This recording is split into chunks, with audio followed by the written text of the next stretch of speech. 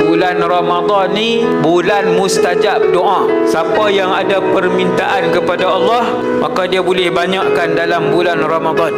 Ulang-ulang dalam bulan Ramadan, terutamanya pada waktu-waktu yang mustajab yang disebutkan oleh Nabi sallallahu alaihi wasallam, itulah ketika sebelum berbuka. Kita sebelum berbuka, hak tu lah yang paling kalut sekali. Ayak tak mancuh lagi kan? Ni ayak, kalau aku tak mencuh, siapa tak mencuh? Tempit. Hak lain semua duk sila depan TV. Kita tak ada budaya sebelum 3-4 minit sebelum buka puasa semua berdoa. 2-3 minit ajak ahli keluarga, handphone tinggal depan. Ni kalau saya tak sebut 2-3 minit, semua buat macam tu. Sekali dengan pak hak panggil tu, dia pun ni juga duk tengok mesej, duk baca. Lepas tu semua diam. Dah ustaz suruh duduk kumpul dah.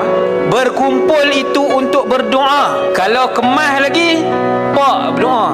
Yang tu kemas Yang tu paling kemas kan? Ayah tu, wahai Allah, anak aku Ismail ni puasa. Wahai Allah, terimalah puasa dia, masukkanlah aku dengan dia dalam syurga. Wahai Allah, isteri aku ni puasa, kami puasa. Wahai Allah, sebut nama isteri, nama anak. Terima puasa kami wahai Allah, seperti mana kami berimpun melakukan amal ibadah kepadamu wahai Allah, impunkanlah kami sekeluarga dalam syurga Firdausmu wahai Allah. 2 minit, 3 minit berdoa. Ini orang terlepas pandang, no?